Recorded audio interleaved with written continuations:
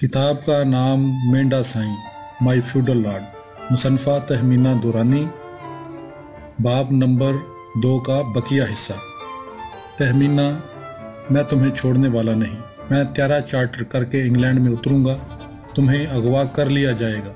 मैं तुम्हें कबायली इलाके में ले जाऊंगा जहां कानून की रसाई नहीं। हम वहां बच्चों के साथ रहेंगे।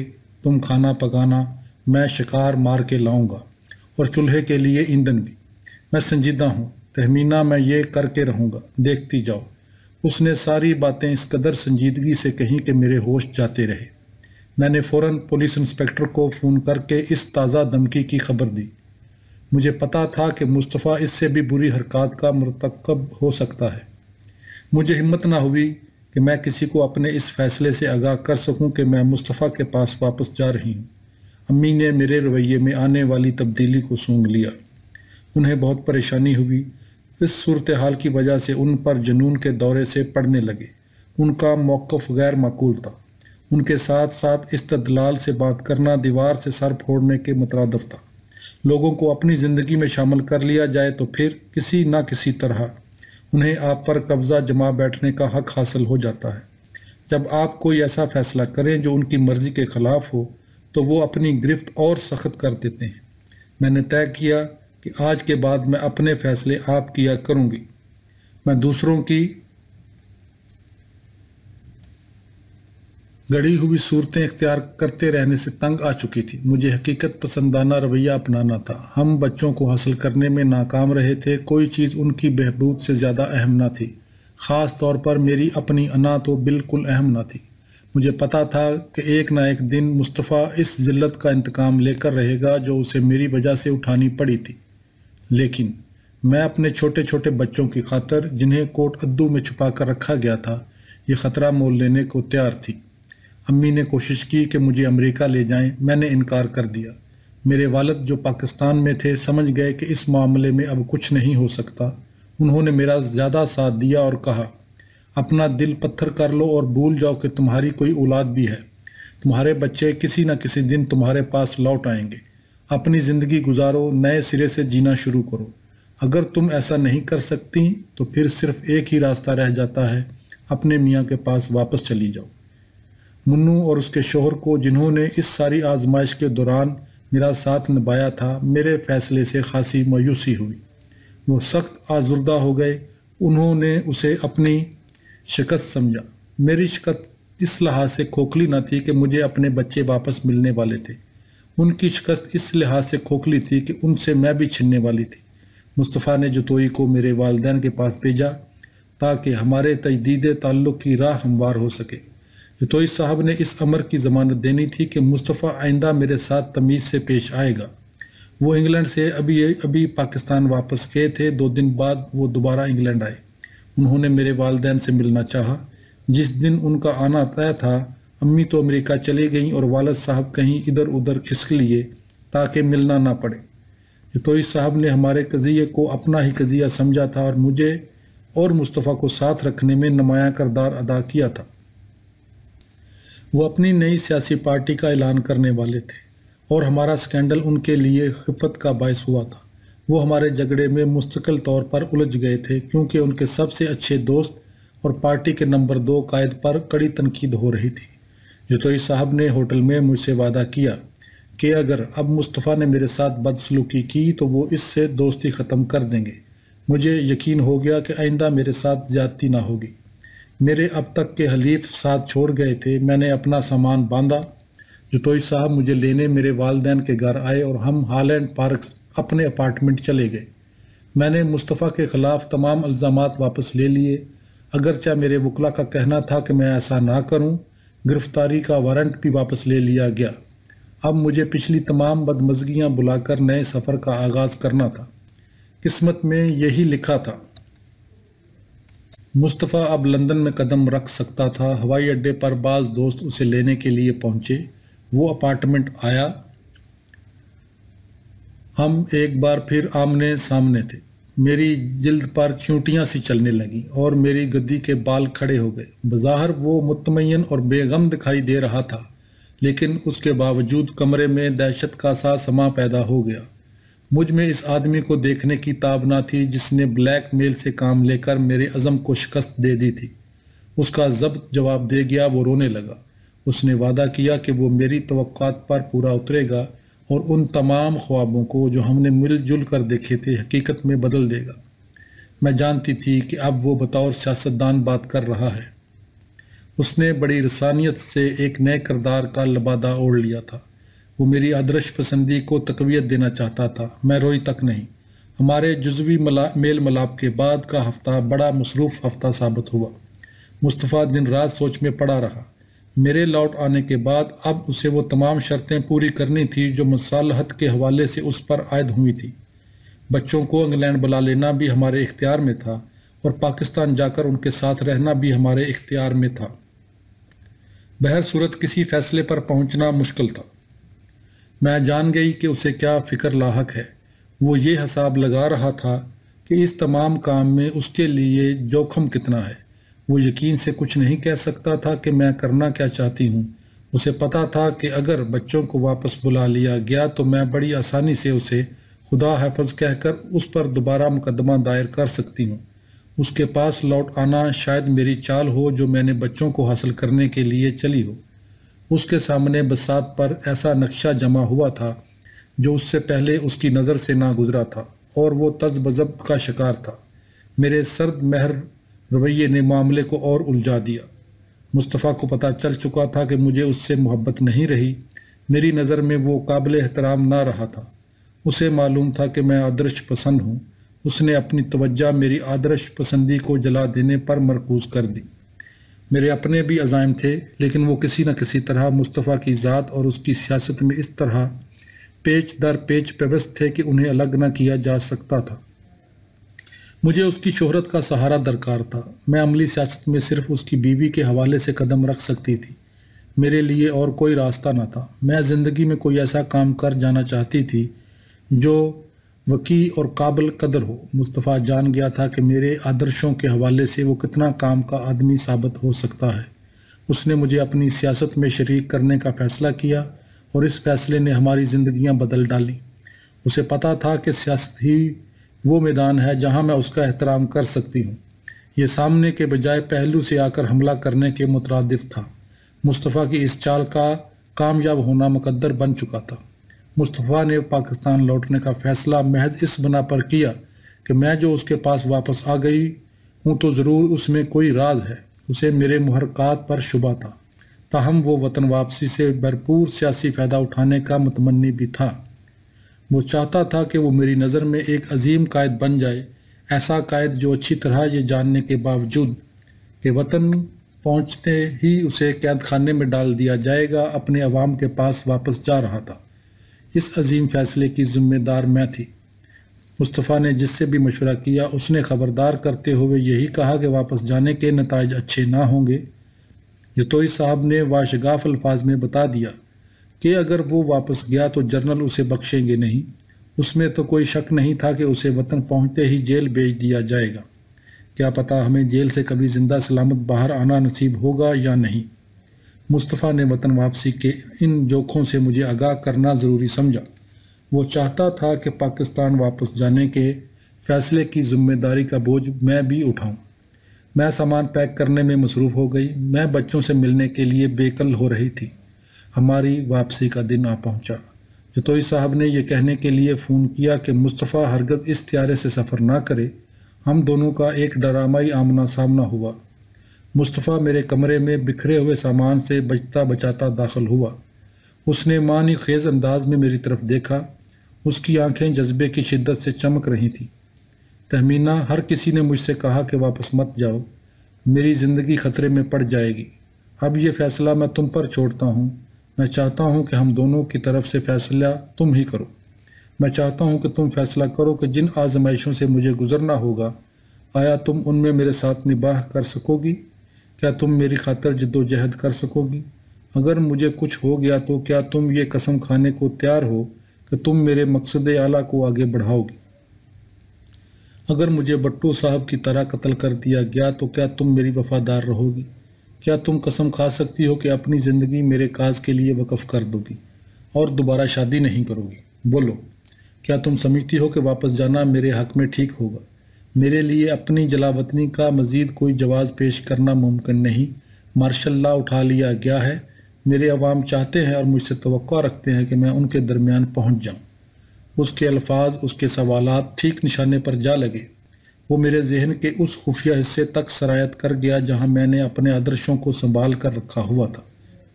مجھے محسوس ہوا کہ وہ میرے ذہن میں لگے ہوئے جالوں کو جاڑ پونچھ کر صاف کر رہا ہے۔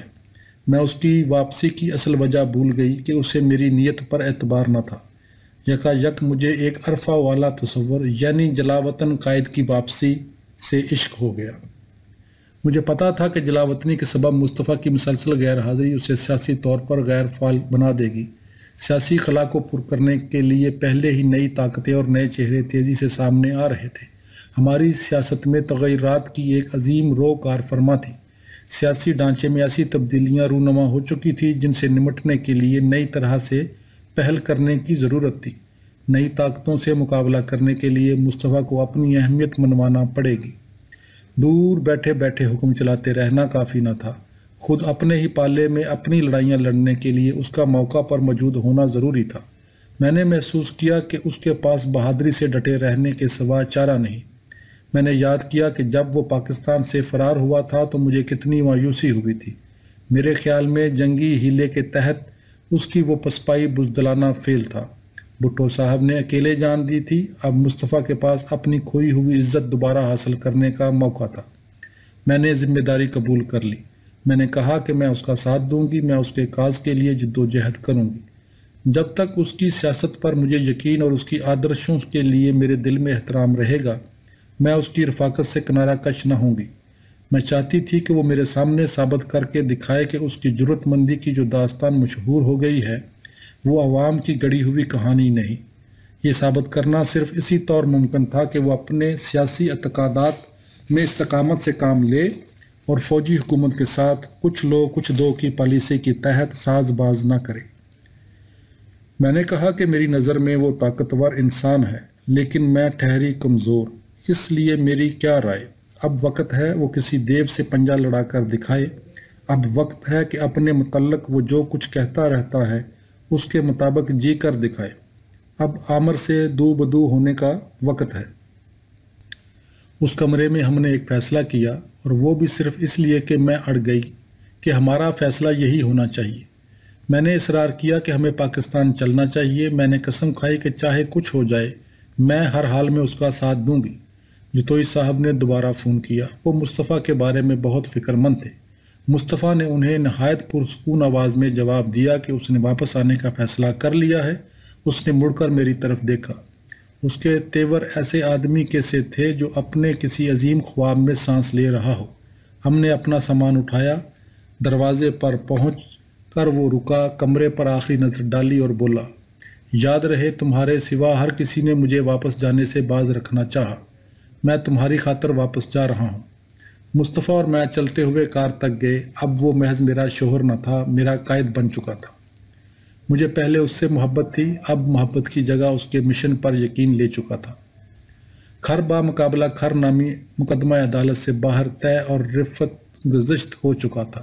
اب ہم ایک اعلیٰ تر عدالت کے سامنے جا رہے تھے، عوام کی عدالت کے سامنے۔ ایک ایسے مرد کے ساتھ پاکستان واپس جاتے ہوئے مجھے خجالت محسوس ہونے لگی جسے میں اخباروں میں راسپوٹین کے نام سے یاد کر چکی تھی۔ میں اس پریس کا سامنا کیسے کروں گی جس نے ہماری ازواجی لڑائی جھگڑے کو رقت امیزی اور جذباتیت سے چپڑا ہوا ڈرامہ بنا کر رکھ دیا تھا؟ میں اس بات کی وضاحت کیسے کروں گی کہ میں نے اسی مرد کے سامنے گھٹنے ٹیک دیے ہیں جس نے میرے بچوں کو اغوا کر لیا تھا؟ میں نے اپنے اندیشوں کا ذکر کیا۔ مصطفیٰ مسکرایا۔ شرمندہ مجھے ہونا چاہیے، تمہیں نہیں۔ تم مجھے چھوڑ کر چلی گئی تھی، میں نے تمہیں واپس آنے پر مجبور کیا۔ تمہیں اپنی پوزیشن کی صراحت کرنے کی ضرورت نہیں، تم نے وہی کیا جو درست تھا۔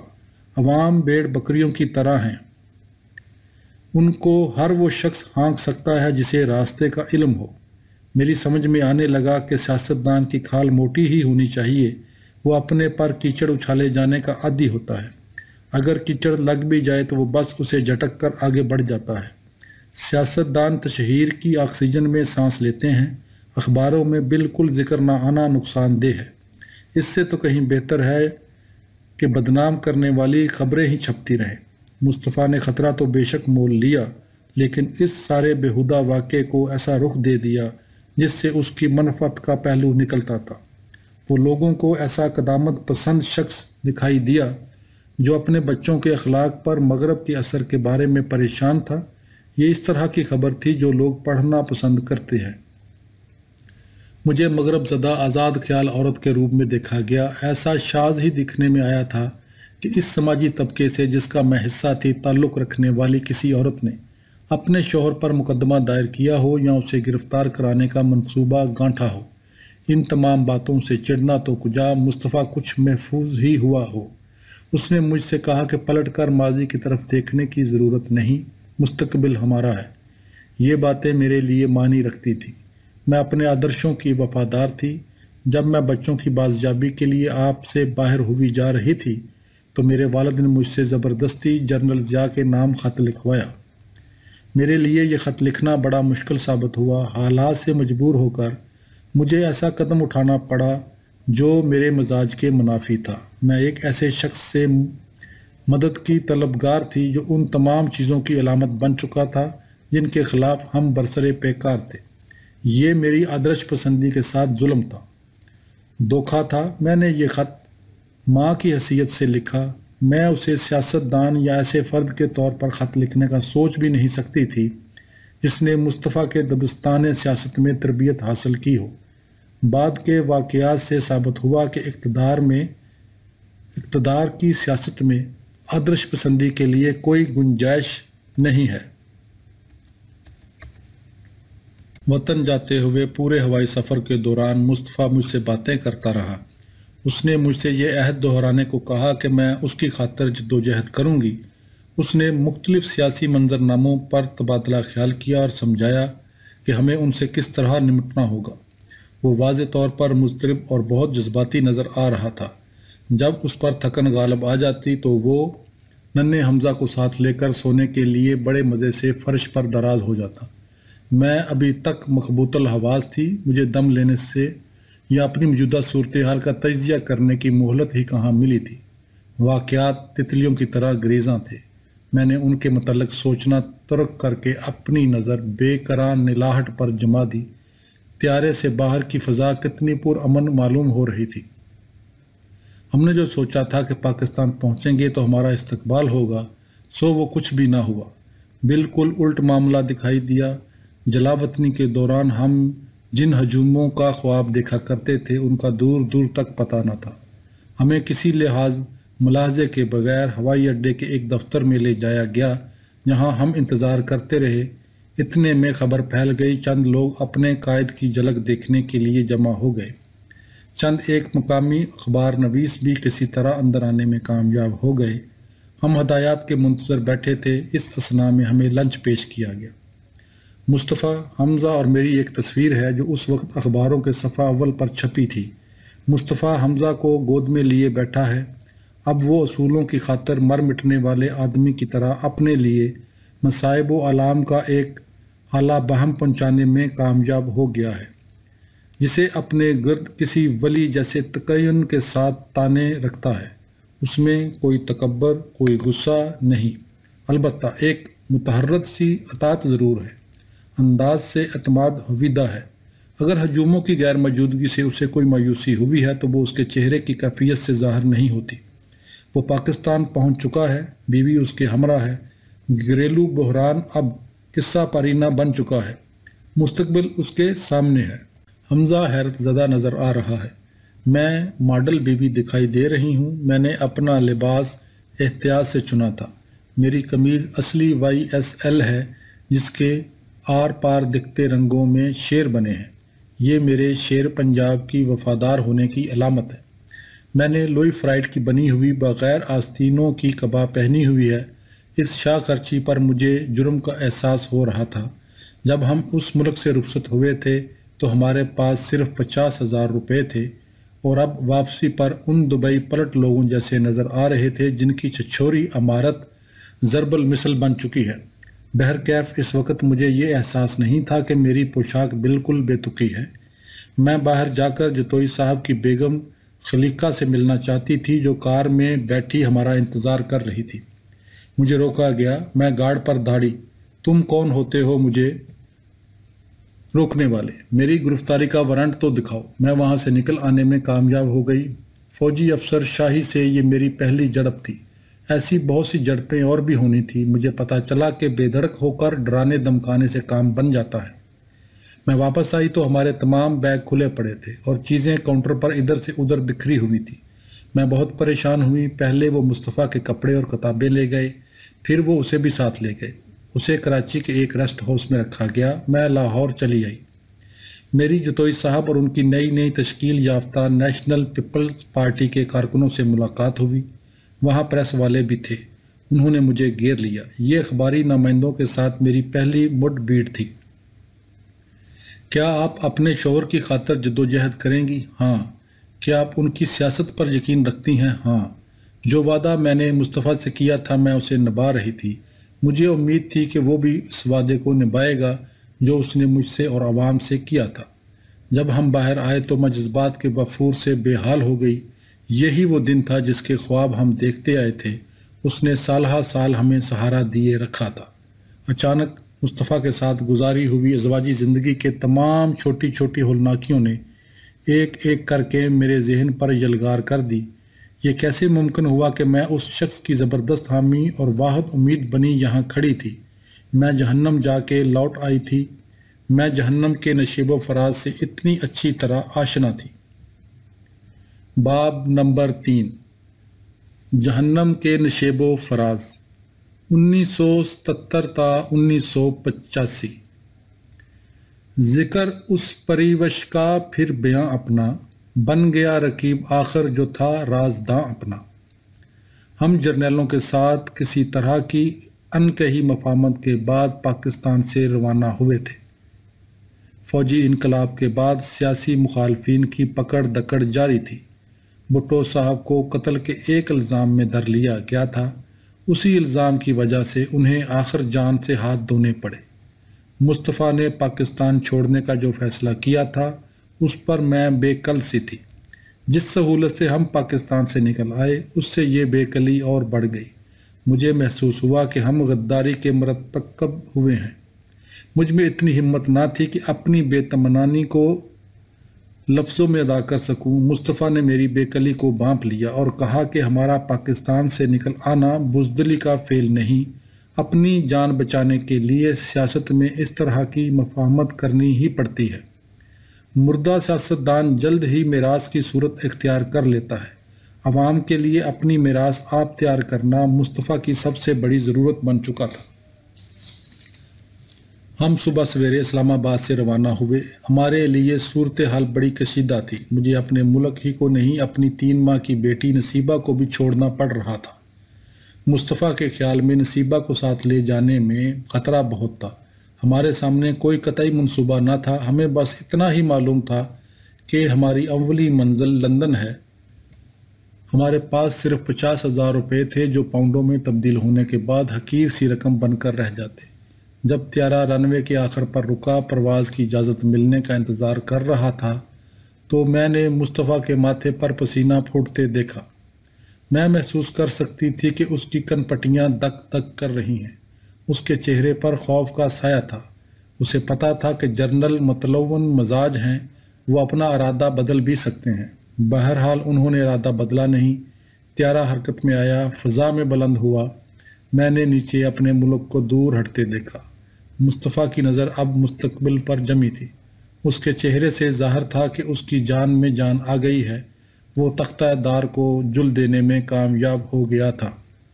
انگلستان میں کوئی جگہ ایسی نہ تھی جہاں ہم جا کر ٹھہر سکتے۔ مصطفیٰ نے طیارے میں ایک پاکستانی تارک وطن کو، جس پر انگریزیت اتنی غالب آ گئی تھی کہ وہ خود کو ہیری کہنے لگا تھا، باتوں میں لگا لیا۔ 6 گھنٹے بعد ہیری ہمارا دوست بن چکا تھا۔ وہ ہمارے کاز کی حمایت پر آمادہ ہو گیا۔ ملک سے باہر رہنے کے باوجود ابھی تک دل سے پاکستانی تھا۔ اس نے کہا کہ ہم اسے شرف میزبانی بخشیں۔ مصطفیٰ نے یہ پیشکش قبول کر لی۔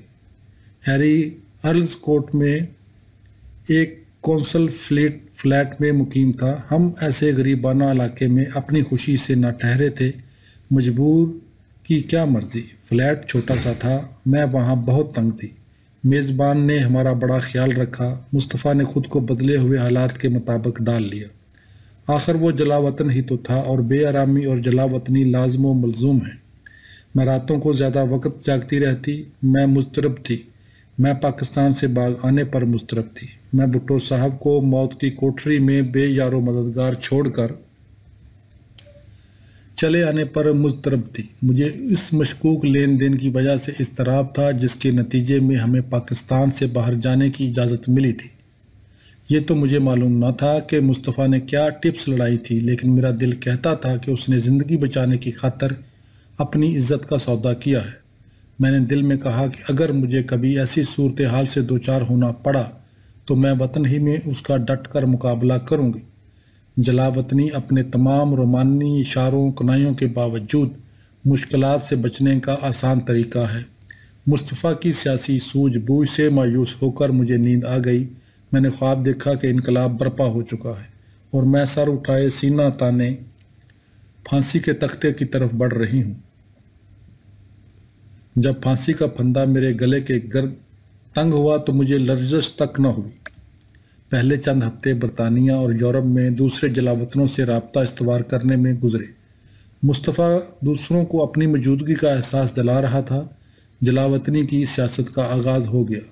اس دوران میں ہم نے میرے روٹھے ہوئے والدین سے صلح صفائی کی کوشش کی۔ میرے والد ابھی تک اس بات کو قبول کرنے پر خود کو آمادہ نہ کر سکے تھے کہ میں نے ایک ایسے شخص سے شادی کر لی ہے جو نہ صرف مجھ سے 20 سال بڑا ہے بلکہ پہلے ہی کئی شادیاں کر چکا ہے۔ امی ہم سے راضی ہو چکی تھی۔ مصطفیٰ کو بڑی تشویش لاحق ہو گئی کہ میں اپنے والدین سے اختلاف دور کیوں نہیں کرتی۔ مجھے لگا کہ وہ مالی طور پر خود کو غیر محفوظ محسوس کر رہا ہے اور مزید کسی مفاہمت کے لیے تیار ہے۔ گویا اس کے کردار کے رش پرنٹ میری نظر سے گزر رہے تھے۔ میں نے اس کی وہ کمزوریاں دیکھ لیں جنہیں وہ اپنی سخت گیر ظاہری وضع کی اوٹ میں چھپائے رکھتا تھا۔ ادھر اپنی بچی کے بغیر مجھے کچھ ہوش نہ تھا کہ میں کہاں ہوں، اور کسی بات کا مجھے دھیان ہی نہ تھا۔ ہر بار جب میں سڑک پر یا پارک میں کسی بچے کو پرام میں لیٹا دیکھتی تو میری مامتا بیدار ہو جاتی۔ میرے لیے ہر بچہ پرکشش تھا، اور محض اسے دیکھتے رہنے سے مجھے اتنا لطف آتا جیسے میں اپنی ہی بیٹی کو دیکھ رہی ہوں۔ مصطفیٰ غالباً اسے کمزور نسوانی جذباتیت کا ایک اور مظاہرہ سمجھتا تھا۔ دو کمزور افراد نامعلوم کے روبرو۔ میرے والدین اسپین میں ماربیلا نامی جگہ مقیم تھے۔ میں نے امی سے بات کی۔ انہوں نے کہا کہ میرے والد ہمیں خوش آمدید کہنے کو تیار ہیں۔ میری خوشی کا ٹھکانہ نہ رہا۔ میں جانتی تھی کہ وہ سب سے زیادہ مجھے چاہتے ہیں، اور میں اس اذیت کو محسوس کر سکتی تھی جو انہیں پہنچی تھی۔ میں ان کے اصولوں کی عزت کرتی تھی، اور مجھے اس بات پر دل میں فخر تھا کہ اپنے تمام کرب کے باوجود انہوں نے اپنے اصولوں کو کبھی ترک نہ کیا تھا۔ ہم ملاگا کے ہوائی اڈے پر اترے اور کار سے ماربیلا پہنچے۔ وہاں ہم نے ہالیڈے ان میں کمرہ لیا۔ میرے والدین نے ہمارے لیے اپنی کار بھجوا دی تھی۔ ان کا ولا سمندر کے کنارے واقع تھا۔ ہمیں ڈنر پر مدعو کیا گیا تھا۔ اس وقت مجھے کیا خبر تھی کہ آگے چل کر اس ڈنر سے کیسا فساد برپا ہوگا۔ میری بہنیں منو، زرمینہ اور عدیلہ، جو سب غیر شادی شدہ تھیں، ان دنوں میرے والدین کے پاس رہتی تھی۔ گھر میں منو جیسی نٹ کھٹ کوئی نہ تھی۔ وہ او لیول کی تیاری کر رہی تھی۔ اتنی مدت کے بعد مجھ سے ملنے پر اس کا جوش و خروش دیدنی تھا۔ زرمینہ ابھی 15 سال کی تھی، مگر ملبوسات ڈیزائن کرنے میں مہارت حاصل کرنے کی ٹھان چکی تھی۔ اسے اچھے اچھے کپڑے پہننے کا بڑا شوق تھا۔ اس روز اس نے عروسی گون سے مشابہ ڈھیر ساری جالروں والا عجوبہ پوشاک پہن رکھی تھی۔ بالوں میں ایک گلاب اڑسا ہوا تھا۔ وہ کوئی ہسپانوی سینویرا لگ رہی تھی۔ اس نے ہمیں متاثر کرنے کے لیے اپنے بہترین کپڑے زیب تن کیے تھے۔ عدیلہ نے کالی جینز اور ٹی شرٹ پہن رکھی تھی۔ وہ بھی اپنی بہن سے مل کر خوشی اور جوش سے پھولی نہ سما رہی تھی، اور میری سرکشی کو چوری چوری تحسین کی نظر سے دیکھتی تھی۔ میں نے امی سے، جن کا مزاج آمرانہ تھا، لڑ جھگڑ کر ایک ایسے شخص سے شادی کر لی تھی جو مشہور تو تھا لیکن اپنے ماضی کے حوالے سے بدنام بھی خاصا تھا۔ عدیلہ کو بڑا تجسس تھا کہ دیکھیں تو صحیح یہ مقتدر آدمی جو اب اس کا بہنوئی بن چکا ہے کیسا ہے۔ میرے والد نے شفقت بھرے انداز میں مجھے گلے لگایا، میں رو پڑی۔ وہ کہنے لگے، تمہارے فیصلے سے مجھے پریشانی بھی ہوئی تھی اور دکھ بھی پہنچا تھا، اس کے باوجود آج میں پرانی رنجشیں بلا کر تمہیں دوبارہ دل میں جگہ دے رہا ہوں۔ یہ تمہاری دوسری شادی ہے اور میری یہی خواہش ہے کہ چاہے کچھ بھی ہو تم اپنے میاں کو ہرگز نہ چھوڑو۔ اب تمہیں اس کے گھر سے مر کر ہی نکلنا چاہیے۔ میں اسی شرط پر تمہیں خاندان میں پھر سے جگہ دے رہا ہوں۔ میں نے عہد کیا کہ چاہے کوئی وجہ ہو، حالات چاہے کیسا بھی رخ اختیار کر لیں، میں مصطفیٰ کا ساتھ نہ چھوڑوں گی۔ اس وقت مجھے پتہ بھی نہ تھا کہ میں کتنی مشکل کمٹمنٹ کر رہی ہوں۔ ماحول میں جو تھوڑی بہت کشیدگی باقی تھی وہ تحلیل ہو گئی۔ منو بغیر رکے بولے جا رہی تھی۔ زرمینہ کا رویہ بہت ہی پیار بھرا تھا، وہ ہر طرح سے میرا خیال رکھنا چاہتی تھی۔ بس عدیلہ کی کچھ مساحت ختم ہونے کا نام نہ لے رہی تھی۔ اس وقت وہ صرف 13 سال کی تھی۔ عدیلہ اور مصطفیٰ میں کوئی بات بڑی عجیب سی تھی۔ یوں لگتا تھا کچھ نہ کچھ ہو کر رہے گا۔ مجھے محسوس ہو رہا تھا دو خبیث ذہن ایک دوسرے سے نتھی ہو گئے ہوں۔ زیادہ عمر والا ذہن جسے ایک نوخیز شکار ہاتھ آ گیا تھا، یہ دیکھ کر خوش تھا کہ جسے اس نے اپنی مداح گردانا ہے وہ بھی اس کی طرف اتنی ہی شدت سے مائل ہے۔ یہی وہ عورت تھی جسے وہ اتنے بہت سے آلودہ بستروں اور میلے مسلے روندے جسموں میں ڈھونڈتا رہا تھا۔ اس کی آنکھیں کھلی کی کھلی رہ گئی۔ جس عورت کے لیے وہ ترستا رہا تھا وہ اچھی یا نیک یا معزز یا حساس یا رحم دل نہیں تھی، وہ تو پھانسنے پھنسانے میں طاق ایک کمسن تھی۔ وہ خود اسی کا عکس تھی، کمپلیکسوں اور نفرتوں سے اٹی ہوئی شخصیت۔ تقاضائے فطری بھی یہی تھا۔ شیر صرف شیرنی سے تعلق قائم کرتا ہے اور کتا کتیا سے۔ شیطان مجسم کا کسی فانی بندے بشر کے ساتھ گزارا کہاں ہو سکتا ہے۔ عدیلہ میں اس طرح کے سبھی گن بھرے ہوئے تھے۔ ان کے مابین عہد و پیمان ہو گئے۔ وہ مل جل کر وار کرتے تو ان کا مارا پانی نہ مانگتا۔ ان کی فریب کاریوں کے فسانے ہر طرف مشہور ہو گئے۔ جو کوئی ان کے جال میں آ جاتا وہ کبھی سر اٹھانے کے قابل نہ رہتا۔ وہ دوسروں کے دلوں پر چھریاں چلاتے اور انہیں تڑپتا دیکھ کر لذت کے مارے کل بلاتے۔ وہ اپنے شکار کو بہلا پھسلا کر دیوانگی کے کنارے تک لے آتے اور پھر جب وہ کار مذلت میں لڑکھڑیاں کھاتا تو کھڑے بغلے بجاتے۔ اس دن کے بعد میں بھی ان کے لیے ایک ایسا ہی شکار ثابت ہوئی۔ ہم ماربیلا میں ٹھہرے رہے۔ اپنی بچی کی وجہ سے میرا جی مٹی ہوا جا رہا تھا۔ والد صاحب نے اسے بلانے کا بندوبست کیا۔ ہماری خوشی اور جوش کا کوئی ٹھکانہ نہ رہا۔ ہم اسے لینے گئے۔ نصیبہ کو اپنی تینوں خالاؤں سے ملوایا گیا تو میری آنکھوں کی ٹھنڈک میری گڑیا کو دیکھ کر وہ لوٹ پوٹ ہو گئیں۔ دائی عائشہ میری ننی کے ساتھ آئی تھی۔ لگتا تھا اب میری زندگی بڑی حد تک مکمل ہو چکی ہے۔ مجھے دوبارہ اپنے خاندان پر رسائی حاصل ہو گئی تھی۔ میرے شوہر پر کسی قسم کی ہڑبڑاہٹ طاری نہ تھی۔ امی اور مصطفیٰ کی خوب نبھ رہی تھی اور میں نے دیکھا کہ امی کے ساتھ میرے تعلقات بھی خاصے سدھر چکے ہیں۔ میرے والدین نے پیشکش کی کہ ہم انگلینڈ میں ان کے اپارٹمنٹ میں اٹھائیں۔ ہم ماربل آرچ چلے گئے۔ اس جگہ کا اور ہیری کی ارلز کوٹ کی کھولیوں کا کوئی مقابلہ ہی نہ تھا۔ منو، زرمینہ اور عدیلہ بھی ماربلا سے ہمارے ساتھ واپس آئیں۔ وہ بیچ ہل ہیڈلے ووڈ میں اپنے گھر میں رہنے لگی۔ یہاں میں آرام سے تھی، گویا میں ایسی جگہ پہنچ گئی تھی جہاں مجھے اپنے طبقے کا مخصوص تحفظ حاصل تھا۔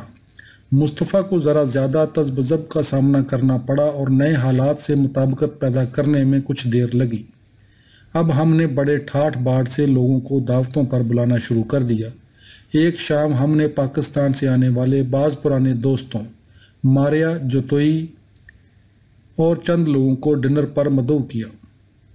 میں نے امی کے ہاں سے قیمتی کٹلری منگوائی۔ عدیلہ اور زرمینہ کٹلری لے کر آئیں۔ مصطفیٰ کھانا تیار کرنے میں مصروف تھا۔ میں دعوت کے انتظامات کی دیکھ بھال میں لگی تھی۔ زرمینہ جا کر بچی سے لاڈ پیار کرنے لگی اور عدیلہ چپ چپاتے شراب پر پل پڑی۔ ہمیں اس کی حرکات سے سخت صدمہ پہنچا۔ وہ اس طرح گٹا گٹ شراب پی رہی تھی جیسے یوکے میں شراب پر پابندی بس عائد ہی ہونے والی ہے۔ جلد ہی وہ نشے کی دھند میں ادھر ادھر ڈولنے لگی۔ ہمیں دیر میں پتہ چلا۔ ووڈکا اس کے سر کو چڑھ گئی۔ اس نے فی الفور اپنے تمام حجابات کو پس پشت ڈال دیا۔ زرمینہ اور مجھے اس پر سخت طیش آیا۔ اس نے ہمیں گاس پی نہ ڈالی اور ایسی حرکتیں کرتی رہی جن سے ہمیں زیادہ سے زیادہ اشتعال آ جائے۔ وہ لانگ روم میں لڑکھڑاتی پھر رہی، بار بار گر جاتی۔ ہم اسے گھسیٹ کر بیڈ روم میں لے جانے کی کوشش کر رہے تھے۔ اس نے ہمارا مقابلہ کیا اور ہمیں پرے دھکیلتی رہی۔ مجھے یہ پریشانی تھی کہ مہمان آ گئے تو وہ اس حالت میں دیکھ لیں گے۔ بڑا ڈر یہ تھا کہ کہیں یہ بات ہمارے والدین تک نہ پہنچ جائے۔ شرمندہ ہو کر بادل ناخواستہ میں نے مصطفیٰ کا سہارا لیا تاکہ وہ اسے ٹھیک کرے۔ مصطفیٰ، تمہیں اس سلسلے میں کچھ کرنا پڑے گا۔ اس کی اچھی طرح خبر لو اور یہاں سے چلتا کرو۔ مصطفیٰ عدیلہ کی طرف بڑھا۔ اسے اپنے آپ پر کچھ زیادہ اعتماد نہ تھا اور بظاہر ہچکچا رہا تھا۔ اس نے عدیلہ کو پکڑنا چاہا۔ عدیلہ نے ہاتھ پیر مارے۔ بظاہر مصطفیٰ کی گرفت سے نکلنے کی کوشش میں وہ اس کے زیادہ قریب ہو گئی۔ ایک پل کے لیے وہ ٹھٹکے، عدیلہ ڈھیلی پڑ گئی اور گھر جانے پر آمادہ ہو گئی۔ تینوں بہنوں نے جلدی سے آپس میں صلاح مشورہ کیا۔ ہم متفق تھے کہ یہ واقعہ امی سے چھپانا پڑے گا، کیونکہ ہم نے محسوس کیا کہ وہ ہمارے ملنے جلنے پر پابندی لگا دیں گی۔ اس طرح کی دیدہ دلیرانہ بے تعدالی پر پردہ پڑا رہا۔ میں اسے اپنے ذہن سے فراموش نہ کر سکی۔ بدگمانی کا بیج بو دیا گیا تھا۔ وہ جلد ہی پھوٹ آنے کو تھا اور بڑھ کر میرے پورے وجود میں پھیل جانے والے شک کی صورت اختیار کرنے والا تھا۔ میرے والدین کی خواہش تھی کہ ہم بیچ ہل آ کر ان کے ساتھ رہنے لگیں۔ امی کو سیاست سے بڑی دلچسپی تھی اور مصطفیٰ کی رفاقت سے بہت لطف اندوز ہوتی تھی۔ مصطفیٰ چھوٹے چھوٹے پر لطف واقعات سنا کر انہیں بہلاتا رہتا اور سیاسی صورتحال کا بڑی بصیرت سے تجزیہ کرتا۔ وہ اس سے بے تکلف ہو گئیں۔ میرے والد نے زیادہ محتاط رویہ اپنایا۔ انہوں نے میزبانی کا حق تو پورا ادا کیا، مصطفیٰ کو ڈیو ڈف سگار پیش کیے اور موقع محل کی مناسبت سے ہوں ہاں واہ خوب وغیرہ کہتے رہتے، لیکن اپنی اور مصطفیٰ کے درمیان فاصلہ برقرار رکھا۔ ان کے تعلقات رسمی سطح سے آگے نہ بڑھے۔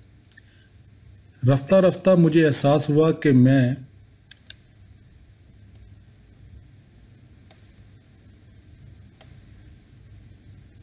میں ذہن میں مصطفیٰ اور امی کا موازنہ کرتی تو مجھے اپنی حالت پر ہنسی آتی۔ کیا ستم ظریفی تھی کہ امی کے غلبے سے نجات پا کر میں ایک ظالم کی گود میں جا گری تھی۔ امی نے مجھے کھا ڈالا تھا۔ ان کا مزاج آمرانہ تھا۔ ان کی زندگی میں دوسرے لوگوں کی آراء کے لیے کوئی گنجائش نہ تھی۔ یہی حال مصطفیٰ کا بھی تھا۔ فرق اتنا تھا کہ اس کے خاص یہ آمرانہ خصوصیت کچھ زیادہ ہی بڑی چڑھی نظر آتی تھی۔ مجھے یوں لگا جیسے خدا کی طرف سے مجھے اپنے پہلے شوہر سے بے وفائی کرنے کی سزا مل رہی ہے۔ رفتہ رفتہ مجھے احساس ہوا کہ میں سب سے کٹ چکی ہوں۔ میرے خاندان پر مصطفیٰ نے قبضہ جما لیا تھا۔ وہ اسی خاندان کا فرد بن گیا تھا جس سے میں نے اپنے آپ کو ہمیشہ الگ تھلگ رکھنے کی کوشش کی تھی۔ اس میں اور باقی گھر والوں میں اب کوئی فرق نہ رہا تھا۔ امی کو بھی میری طرح اس کی ذات میں ایک آدرش پسند انسان نظر آیا اور وہ اس کی گرویدہ ہو گئیں۔ انہوں نے اس کی شادیوں، بہت السیٹیوں اور کلا بازیوں اور اس کی خراب شہرت کو نظر انداز کر دیا۔ وہ پوری طرح اس کے سحر میں گرفتار ہو چکی تھی۔ ہر روز وہ منہ اندھیرے اٹھ کر یوگا کی مشقیں کرتا اور پھر میرے والدین کے پاس ان کے کمرے میں جا بیٹھتا۔ وہ خبروں پر تبادلہ خیال اور صورتحال کے بارے میں قیاس آرائیاں کرتے۔ ان کا تعلق ایک ہی نسل سے تھا اور ان میں بہت سی باتیں مشترک تھیں۔ میرے والدین کو خبر بھی نہ تھی کہ اس دل آویز شخص نے جو ان کے ساتھ بیٹھا کافی پی رہا ہے، کل رات ان کی بیٹی کو ستایا اور مارا پیٹا تھا۔ مصطفیٰ انتہا کا بد مزاج تھا۔ وہ پہلے بھی مجھے مار پیٹ چکا تھا۔ والدین کے گھر آ کر میری زیادہ دنائی ہونے لگی کیونکہ میں تکلیف، تصدیع اور تذلیل سے پہنچنے والی سخت اذیت کو چپ چاپ پی جانے پر مجبور تھی۔ وہ ذرا ذرا سی بات کا بہانہ بنا کر مجھے گالیاں دیتا اور مارتا۔ ماضی میں میری ٹھکائی میری پہلی شادی کے بہانے کی جاتی تھی۔ وہ مجھ پر الزام لگاتا تھا میں اپنے سابقہ شوہر کے عشق میں مبتلا ہوں، بدکاری کرنے کی اہل ہوں۔ میں نے کسی اور مرد کے ساتھ بیاہے جانے کے بعد اس سے شادی کی تھی۔ میں دل ہی دل میں پیچ و تاب کھا کے رہ جاتی۔ میرے ذہن میں ابتری کے سوا کچھ نہ رہا۔ مجھے کسی بھی طرح کے جذبات کا اظہار کرنے سے خوف آنے لگا۔ مجھے ڈر تھا کہ اگر میں نے جواب میں شکایت لگا دی اور ذرا سا بھی ثبوت دیا تو اس کے ذہن میں یہ گمان اور پختہ ہو جائے گا کہ میں عام فہم کی آوارہ عورت ہوں۔ یہ الجھن جاگیردارانہ ذہن کی خصوصیت ہے۔ جاگیردار سمجھتے ہیں کہ میں عورت صرف انہیں لذت پہنچانے کے لیے پیدا ہوئی ہے۔ اگر اس کی حرکتوں سے کبھی یہ ظاہر ہو جائے کہ وہ خود بھی مزہ لے رہی ہے تو یقیناً اس کے اندر کوئی چھنال چھپی ہوئی ہے جو کسی وقت بھی کھل کر سامنے آ سکتی ہے۔ وہ بھروسے کے قابل نہیں۔ مصطفیٰ کو یہ احساس تک نہ تھا کہ وہ میری کامنا کو کچل چکا ہے۔ اس کی خواہش پوری کرنے سے انکار کے نتائج بہت ہولناک تھے۔ میں اس گورکھ دندے کو یہ سمجھ کر برداشت کرتی رہی کہ میں اس کے کسی کام تو آ رہی ہوں، میری یہی افادیت سہی۔ ہماری لڑائیاں اب خاندان والوں کے حوالے سے ہونے لگیں۔ وہ کھانے کی میز پر ہونے والی بات چیت میں سے اپنے مطلب کی باریکیاں چھانٹ کر انہیں میرے خلاف استعمال میں لاتا۔ جو باتیں میں ہرگز کسی کو نہ بتاتی اور جو میں نے اپنے حق میں کانٹے بوئے ہوتے اسے اعتماد میں لے کر بتا دیتی تھی۔ وہ انہی کے ذریعے ٹو لیتا رہا کہ خاندان کے بارے میں میری احساسات کیا ہیں۔ میں نے امی سے اپنے تعلقات کا تفصیل سے ذکر کیا تھا۔ مصطفیٰ نے اس بات سے ناجائز فائدہ اٹھایا اور ان انکشافات کی جانب اشارے کر کر کے مجھے ذہنی عذاب دینا شروع کر دیا۔ اب وہ ہر بات کو امی کے نقطہ نظر سے دیکھتا۔ اس نے یکا یک مجھے احسان فراموش اور ناقابل اعتبار بیٹی قرار دے ڈالا۔ وہ بڑے طریقے سے ماں اور بیٹی کے درمیان حائل خلیج کو وسیع تر کرنے لگا۔ در حقیقت وہ میری تمام کشتیوں کو نظر آتش کرنے میں مصروف تھا تاکہ میں پابستہ اور لاچار ہو کر اس کے جزیرے سے کہیں نہ جا سکوں اور اس کا ظالمانہ راج سہے جاؤں۔ اس نے مجھے اپنے گھر والوں سے نفرت کرنے پر مجبور کر دیا۔ ماضی کو کرید کر مجھے وہ تمام مشکلیں یاد دلاتا رہا جن کا مجھے اپنے خاندان کی وجہ سے سامنا کرنا پڑا تھا، اور یہ سب اس نے ایسے وقت کیا جب مجھے ان باتوں کو ذہن سے مٹا دینے کی صحیح کرنی چاہیے تھی۔ وہ مجھے گھسیٹ کر میرے ماضی میں لے گیا اور مجبور کیا کہ میں اسے دوبارہ بسر کروں۔ میرے لیے آگے جانا ممکن نہ رہا۔ میں اپنے ہی انکشافات کی دلدل میں دھنستی جا رہی تھی۔ پھر کبھی کبھار وہ حلیف کا روپ دار لیتا۔ میں سوچتا ہوں کہ ان بدگمانیوں کے بارے میں جو تمہیں اپنی امی سے پیدا ہو گئی ہیں، مجھے تمہاری امی سے بات کرنی چاہیے۔ ان ساری باتوں کا جو تم نے مجھے سنائی ہیں سامنے آنا ضروری ہے۔ انہیں یہ احساس تو ہو کہ ان کی وجہ سے تمہیں کتنی تکلیف پہنچی ہے۔ یہ سنتے ہی میرے اوسان خطا ہو جاتے۔ یہ مصطفیٰ کو معلوم تھا۔ وہ مجھے صاف صاف بلیک میل کر رہا تھا۔ مجھ میں اتنی طاقت نہ تھی کہ امی اور مصطفیٰ دونوں سے ٹکر لے سکوں۔ میں اس کی منت سماجت کرتی کہ امی سے کچھ نہ کہے، اسے کسی نہ کسی طرح چپ رکھنے کے لیے۔ میں اس کی ہر جفا کرانہ من موج کو سہتی رہتی۔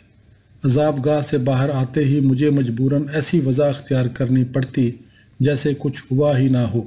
بدن پر جہاں جہاں نیل پڑے ہوتے ان پر تو میں جوں توں کر کے پردہ ڈال دیتی، لیکن جو تذلیل میرے حصے میں آتی تھی وہ میری روح میں گماؤ ڈالتی جا رہی تھی۔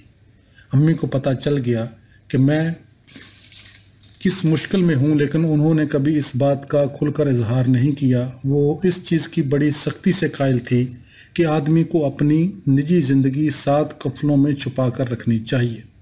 میرے اعصاب ادڑنے لگے۔ میں نے ولیم کھانا شروع کر دی۔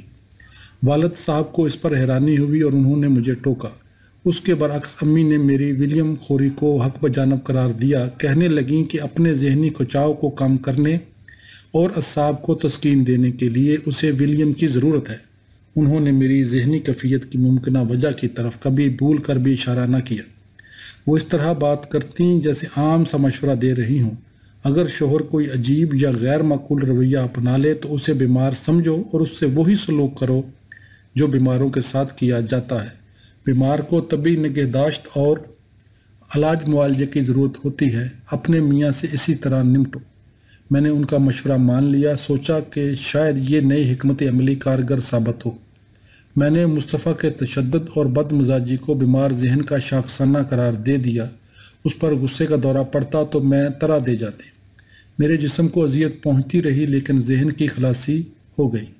جلاوطنی کے پہلے 2 مہینوں کے دوران مصطفیٰ کو اپنی سیاسی مصروفیات سے نسبتاً فراغت حاصل رہی۔ اس نے فیصلہ کیا کہ وہ فی الحال پاکستان واپس نہیں جائے گا۔ اس نے بھٹو صاحب کی حمایت کا اعلان کر دیا۔ وہ خود کو دوسروں سے الگ تھلگ محسوس کر رہا تھا لیکن اسے یقین تھا کہ حالات کروٹ لیں گے۔ اسے اپنی پرانی زندگی کے ٹھاٹ باٹ کی یاد ستانے لگی۔ وہ دوسرے درجے کا شہری بن کر جینے کا عادی نہ تھا۔ اسے اپنے ملازموں اور جھک جھک کر سلام کرنے والے چیلوں چانٹوں اور یاروں دوستوں کی کمی محسوس ہو رہی تھی۔ اسے اپنے حضور والا ہونے کی یاد ستا رہی تھی۔ اسے بدیس میں اچھا نہ لگتا تھا۔ بدلے ہوئے ماحول کا حصہ بننے میں مجھے کم وقت ہوئی۔ مجھے انگلینڈ میں رہنے میں مزہ تھا۔ مجھے ادھر ادھر گھومنے پھرنے کے خاصے مواقع ملے تھے اور کسی غیر ملک میں قیام میرے لیے عام سی بات تھی۔ اجنبی ماحول مانوس معلوم ہوتا، سینڈوچ کھانا اور ساتھ ہی ساتھ کوک پیتے جانا بڑا بات تھا۔ مجھے آزادی کے اس احساس سے لگاؤ تھا جو پاکستان کے گٹے گٹے ماحول میں میسر نہ آ سکتا تھا۔ جتنی دیر ہم والد صاحب کی کوٹھی میں رہے جو گولف کورس کے بالمقابل 2 ایکڑ پر پھیلی ہوئی تھی، ہمیں کبھی یہ محسوس نہ ہوا کہ ہمارے معیار زندگی میں کوئی فرق آیا ہے۔ ہماری خدمت بجا لانے کے لیے 2 نوکرانیوں، 1 عدد باورچی، 1 شوفر اور 1 بٹلر موجود تھا۔ مصطفیٰ کو میرے والدین کی عمارت سے چڑھ تھی، ان کی وفاداری اور خوش اسلوبی سے، جو یوں لگتا تھا جیسے ان کی گٹی میں پڑی ہو۔ وہ جل جاتا تھا لیکن اس خوش سلیقی اور رکھ رکھاؤ کو اپنانے کی اس نے کوئی کوشش نہیں کی۔ وہ اپنے اجڑ پن اور ناشائستگی کی ٹی شرٹ پر جلی حروف میں لکھے کسی نعرے کی طرح نمائش کرتا پھرتا۔ بعض لوگوں کا وتیرہ ہے کہ اپنے سے برتر افراد سے جھک جھک کر اور اپنے سے کمتر لوگوں سے خراوانہ بے نیازی کے ساتھ ملتے ہیں۔ مصطفیٰ نے بڑے فنکارانہ انداز میں اس سے بالکل الٹ روش اختیار کی، یعنی برتر افراد کے ساتھ خسروانہ بے نیازی سے اور کمتر لوگوں سے جھک جھک کر ملنے لگا۔ اس نے اس خاندان سے انتقام لینے کے لیے ٹھان لی جو محض اپنی وضاقتہ پر قائم رہ کر نادانستہ طور پر اسے کھجا رہا تھا۔ مصطفیٰ نے ہمیں یہ کبھی نہ بھولنے دیا کہ اسے ہم سے کتنی قد ہے۔ میں جانتی تھی کہ اس پر کیا افتاد پڑی ہے۔ میں نے اسے سہارا دینا چاہا۔ میں نے اپنے آپ سے کہا کہ وہ بیمار ہے، اسے مدد کی ضرورت ہے۔ واقعہ یہ ہے کہ وہ سچ مچ وطن کے لیے کلپ رہا تھا۔ وہ اس جاہ و حشم کی کمی محسوس کرتا ہے جو برسر اقتدار ہونے کے وقت اسے حاصل تھا۔ مجھے اپنے پر خاصی حیرت ہوئی۔ میرے تھکے ہارے ذہن نے گاہے گاہے تجزیہ کرنا اور حالات کی عقلی تاویلات ڈھونڈنی شروع کر دی تھی۔ میں اس معوف حالت سے رفتہ رفتہ ہوش میں آ چلی تھی جو نامعقول تشدد اور احتیاط سے چنے وقفوں سے کی جانے والی تذلیل کی وجہ سے مجھ پر طاری تھی۔ اس کی محرومی، دربدری اور ناتواں ہو کر رہ جانے کے احساس کو اپنے پر طاری کر لینا اب میرے لیے ممکن ہو گیا۔ جب پاکستان میں اس کی تمام جائیداد ضبط کر لی گئی اور سیاست میں تازہ ہار پانے والے اوچھوں نے اس کی طاقت ملیاں میٹ کر ڈالی تو میں نے اس سے ہمدردی محسوس کی۔ جب ایک فوجی عدالت نے اس کی غیر موجودگی میں اسے 14 سال قید بامشقت کی سزا سنائی تو اس کی طرح مجھے بھی غصہ آیا۔ جب اس نے سنا کہ اس کی ماں جی اور اہل خانہ کو بے دردی کے ساتھ اس کے گھر سے نکال دیا گیا ہے اور اس کے تمام منقولہ اثاثے ضبط کیے جا چکے ہیں تو میں جان گئی کہ اسے کتنا قلق ہوا ہے۔ جب اسے یہ اطلاع ملی کہ اس کے اپنے بھائیوں نے اس کے انتخابی حلقے میں دخل دیا ہے تو میں نے اس کی طرف ہاتھ بڑھایا اور اس کا حوصلہ بلند رکھنے کی کوشش کی۔ مصطفیٰ خود کو بے دست و پا محسوس کر رہا تھا۔ اس نے اپنی سرزمین کے اور اپنے درمیان جو دوری پیدا کر لی تھی اس میں روز بروز اضافہ ہو رہا تھا۔ میں نے اس کی بد مزاجی اور دریدہ دہن فطرت کو معاف کرنے کی عادت ڈالی۔ میں نے لاشعوری طور پر اپنے لیے یہ کردار چن لیا کہ غلطی چاہے کوئی کرے، غلطی کی سزا بھگتنا میرا کام ہے۔ میں نے اس شخص کو جس نے کبھی ایک پورے صوبے کے نظم و نسق کو انتہائی سخت گیری سے چلایا تھا، یہ اجازت دے دی کہ وہ میرا بندوبست بھی سنبھال لے۔ اس کا ہاتھ ایک دفعہ بھی نہ کانپا۔ خوش قسمتی سے نصیبہ اس کی پہنچ سے دور تھی۔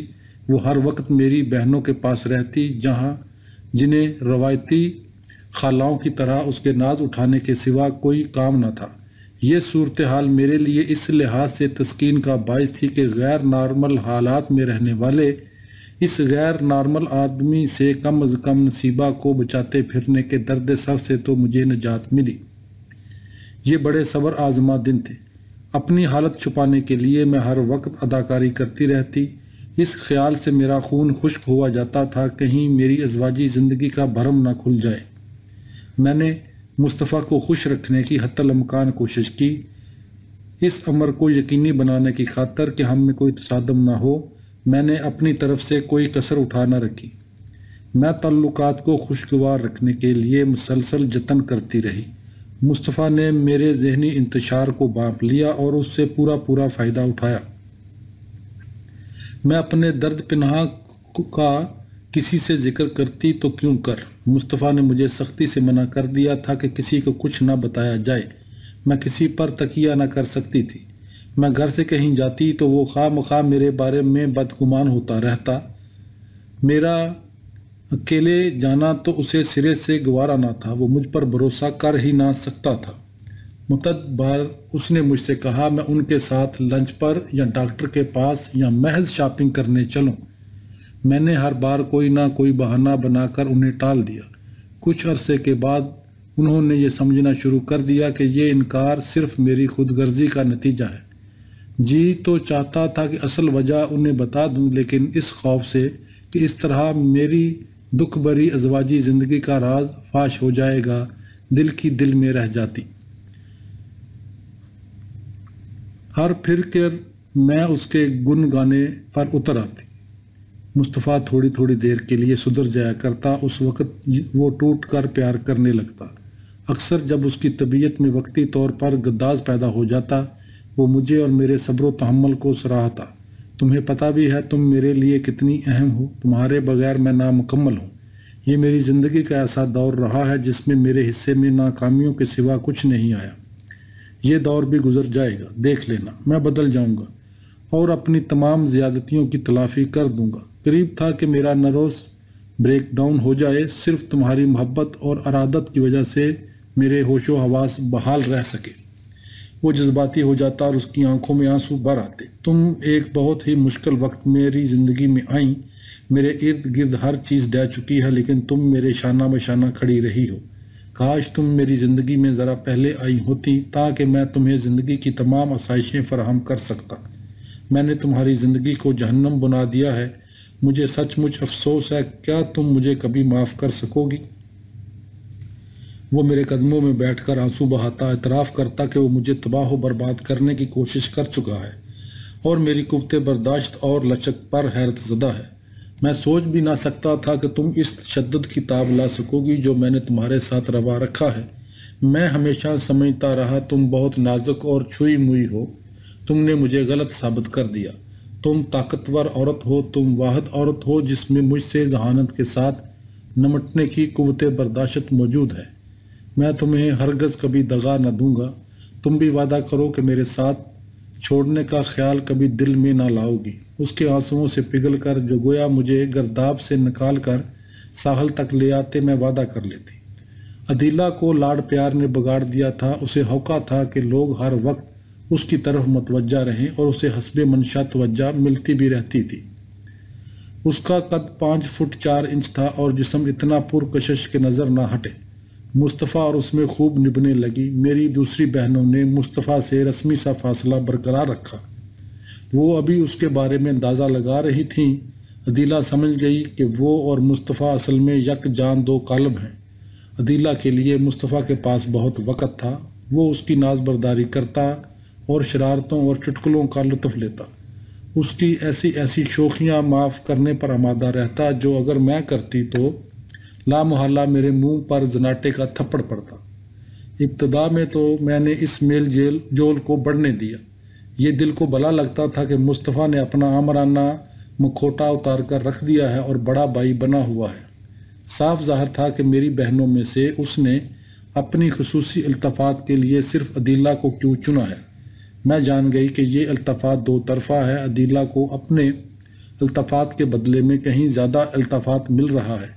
میری دوسری بہنوں کی نظر میں مصطفیٰ ایک جاگیردار تھا۔ انہیں احساس تھا کہ ان کی اور ان کے بہنوئی کی عمر میں بہت فرق ہے۔ اس کی موجودگی میں یا اس سے گفتگو کرتے وقت ان کا رویہ شائستہ رہتا۔ انہوں نے اپنے اور اس کے درمیان ایک بڑی واضح لکیر یہ جتانے کے لیے کھینچ دی تھی کہ ان کے تعلقات کی بس ایک حد ہے۔ عدیلہ کسی قسم کی حدود کی پابند نہ تھی۔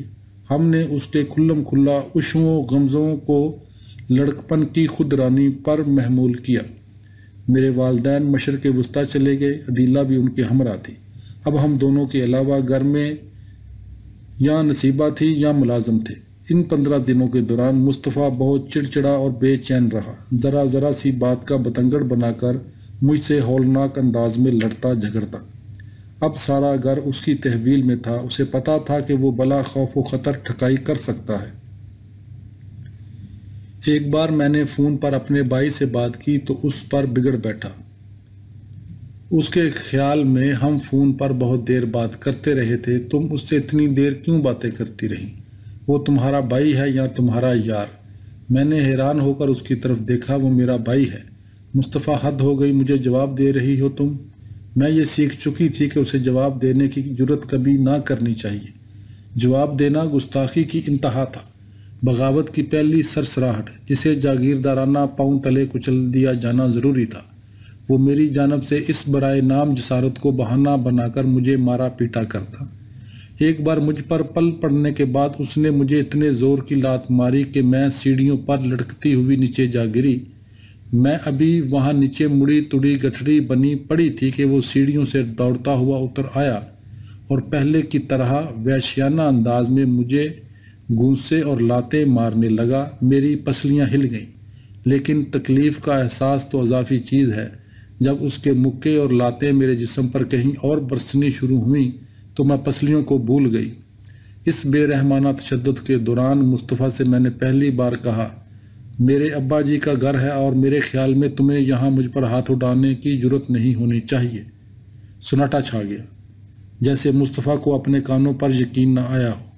میری زبان پر پہلی بار وہی کچھ آ گیا تھا جو میرے دل میں تھا۔ اتنا کہہ کر میں نے ایک بات اور اس پر واضح کر دی تھی۔